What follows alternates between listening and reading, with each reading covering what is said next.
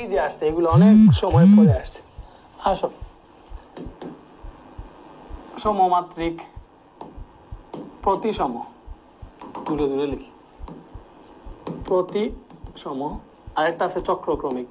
এই তিনটা জিনিস বোঝা লাগবে। এই তিনটা জিনিস বুঝলে মনে করে এমসিকিউ অনেকটা পারি দিয়ে দিছে এই চ্যাপ্টারে। তো সমমাত্রিক মানে হচ্ছে মনে করো প্রত্যেক পদের মাত্রা সমান হবে, প্রত্যেক পদের মাত্রা সমান, ঠিক আছে।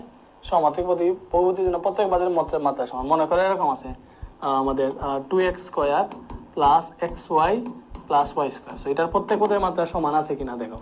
যে এখানে x এর মাত্রা কত 2 পাওয়ার 2, এই পদের মাত্রা 2। এখানে দেখো x এর পাওয়ার 1 y এর পাওয়ার 1 যোগ করলে 2 আসে। এখানে দেখো এটার পাওয়ার 2, তার মানে প্রত্যেক পদের মাত্রা 2, তার মানে এটা হচ্ছে সমমাত্রিক। যদি এরকম থাকতো যে x